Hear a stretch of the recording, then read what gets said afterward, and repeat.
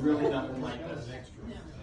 I'd like to also take this opportunity to thank John and Debbie Green for hosting such a fabulous reception. Thank you very much.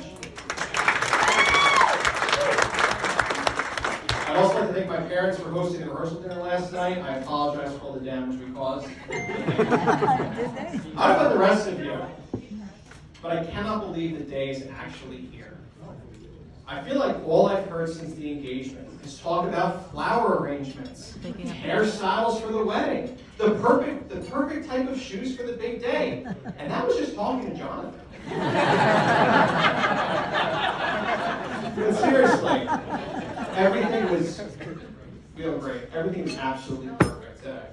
And in some ways you could say today was a miracle. I know there were a lot of concerns when the wedding date was officially announced. This was an underdog wedding. The odds were stacked against you. There was a lot of doubt and a lot of skepticism. I cannot tell you the number of people who would stop me out of concern and repeatedly ask, will Jonathan get there on time? That was a legitimate fear.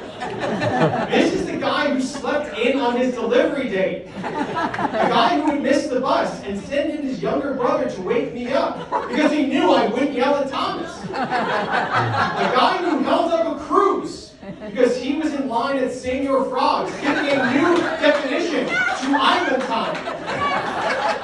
A guy who consistently arrived late to work at Union Theaters that the manager had no choice but to suspend him. And that manager was me. That's Jonathan. He beats to his own drum. A very slow drum. That was certainly a bone of contention Katie had early on in the relationship. If there's one thing about Katie, she's a quick learner. So quick that she began to learn and adapt to Jonathan's routine. It got to the point where Kate would be at the house at 5 p.m. just so they could make the 7 o'clock dinner reservations. I mean, was it really a coincidence the church was literally a block from the house? To quote my brother Brian, Katie Brigg, she don't mess around. Now, my job tonight is to toast these two lovebirds. Luckily, I've known Jonathan for 28 years and Katie for the past 11. Speaking of Katie, can we just take a moment and talk about how gorgeous, honestly, how gorgeous she looks today?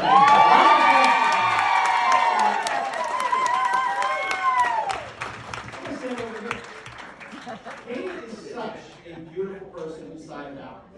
But tonight, honestly, she looks absolutely stunning. I cannot think of a more perfect addition to our family. Before Katie, Brian was the closest thing I had to a sister. Is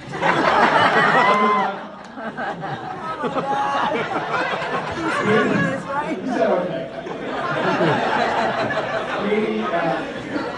Katie is a strong, confident, and brilliant woman who has a heart of gold and will do anything for family.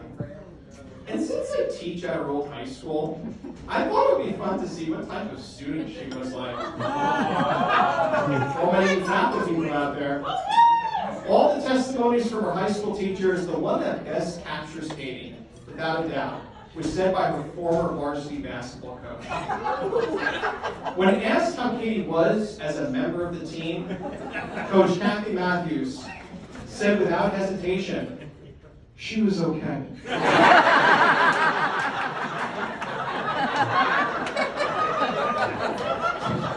Over the years, I feel privileged to have built a strong relationship with Katie. We share a love of Italian food, an interest in history and politics, and a distaste of strong IPAs. Our biggest difference is sports. Katie is an avid Saints fan. Who dat? Katie is such a diehard Saints fan that she made it a rule that Jonathan cannot watch a Saints game with her because she is, quote, a jinx. I actually think Jonathan walked into the room with a plate of nachos at the exact moment when the refs didn't call pass interference against the Rams during that 2019 NFC Championship game. And yes, I did have to Google all that. And that is the only time Katie has such strong demands. I'm not sure if many of you know this, But Katie made it a point to ban all Taylor Swift songs from tonight's festivities. Luckily, she didn't say anything about speeches. So, tonight, I'm going to ask you to hold his hand as I rep your plans, because hey, I'm the best man. So, how don't you just shake it off? Now, I've been in the unique position of watching their relationship grow and develop since their time at Union Catholic High School. The moment Kate saw Jonathan enter Bruce Douglas's international relations class, she said to herself, I knew he was trouble when he walked in.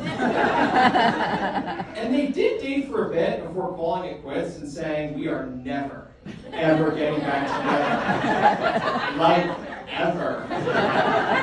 But even after that short breakup, there was never any bad blood, because deep down, they knew they had bad blood for each other. Then one fateful night, after 2 years of casual texting, Jonathan calls up Kate and says, can't you see, you belong with me? And the rest, as they say, is history.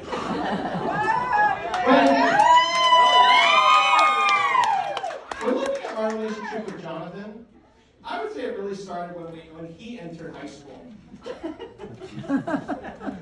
Not yet, but not yet. I was in the unique position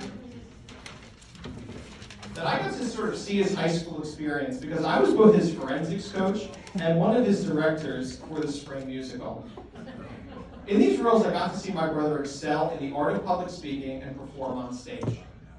My absolute favorite moment of Jonathan in high school was watching him ham it up as Aldolfo in The Drowsy Chaperone. Yes. I mean, his comedic timing was absolutely brilliant. And he was definitely the stronger dancer and singer of the two of us, without a doubt. And as I watched him belt out those high notes, I thought, wow, he's come a long way from his second grade DARE graduation, where he hid behind the podium on stage and sobbed uncontrollably. Forcing Officer Dan to step in and finish reading Jonathan's speech on Black Journalism Day. Throughout Jonathan's junior and senior years, he and I would share a lot of car rides to rehearsals, forensics meets, double shifts at Union Theaters. During these car rides, we would talk about school, practice our celebrity impersonations, or guess famous movie lines. Our car rides continued after he graduated, but they looked a little bit different. Instead of picking him up from rehearsal, he would pick up me and my friends and beat the clock at Molly Maguire's. And I have to say, Jonathan was the best DD. He would arrive at the exact moment we needed him with a bag of burgers, fries, and chicken fingers from Wendy's. This was even before Uber Eats. The guy was certainly ahead of his time. After I got married, priorities shifted, and so did responsibilities. But we still made time to hang out. We established a weekly ritual where Jonathan would come over on Monday nights to watch Gotham on Fox. As we watched this critically panned show, we enjoy a slice of cheesecake from the Kenilworth Diner. After the arrival of Henry, Jonathan traded the cheesecake for baby clothes during his frequent trips to the house to bond with his godson. 6 years ago on my wedding day, I gave each of my groomsmen superhero-themed cufflinks to wear on my wedding day. I purposely picked each superhero to match the guy's personality. For Jonathan, I picked Superman. Jonathan, he could do anything. Whenever I needed help with a house project, he was the first person I'd call. Whether it's hanging shelves, painting bedrooms, spackling ceilings, Jonathan would drop what he's doing and come over. Almost done. Last week, I needed help framing an old window opening for an outlet. In a panic, I called Jonathan, who was on his way home from work. Without hesitation, he said he'd be there in 20 minutes. For the next 2 hours, a steam fitter and a teacher hammered away at 2x4s and learned the art of electrical outlet installation. After he left, I turned to my Katie and said, and that's why he's Superman. Jonathan is the one I call on for guidance and advice. I may have a doctorate degree in education, but I've learned more from Jonathan than any college professor. First off, he's taught me some great sayings, And I call them Jonathanisms, and you probably heard them. That's right. Hey, I ain't mad at you. Or, hey, you do you. And Jonathan certainly lives by that mantra. He is unafraid to be himself. He's authentic. He's remarkably confident. I mean, who else could pull off wearing an American romper at the Ocean Gate 4th of July? He's taught me not to let the little things discourage you from accomplishing your goals. Jonathan learned how to drive a stick because he needed a car. Was he worried about how the clutch worked or what you do if you're stuck on a hill? No, just figure it out as you go along. He's inventive by nature and always seems to find a solution to the problem. What's this? All the air mattresses are occupied at Ocean Gate? Solution. Push 3 of Pop's dining room chairs together and lay on it like a bed. Problem? Hottest day of the summer for my wife's baby shower in my in-laws' backyard? Solution. Create a wind vortex through the use of several box fans. But of all my brother's superpowers, I would say the greatest is his heart. Just as Superman takes care of Metropolis, Jonathan looks out for the ones he loves. He's very loving and incredibly emotional. I think that was apparent in today's session. I remember Jonathan was still crying an hour after we told him he was going to be an uncle. And to this day, I love seeing Jonathan's eyes beam and smile every time he sees Henry. Jonathan's loyalty, spontaneity, sense of humor, and willingness to teach are why he's not only going to make a great husband, but an even greater father one day. I was going to make a joke about how Katie was his kryptonite. But that would suggest that she makes him weaker.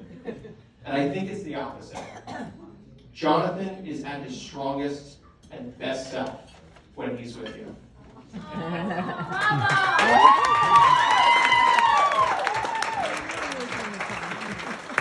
I think that's a testament to the bond you both share. While you each bring something unique to your marriage, you share a common dream. Tonight is the culmination of that dream, but also the spark of something new. As you begin to write this next chapter of your lives, I hope you fill it with pages of memories, new dinner recipes, do-it-yourself projects, jewel heist games, and nightly walks, dog walks on Monmouth Road. And if you need help naming this next chapter, I recommend titling it. It's a love story, baby.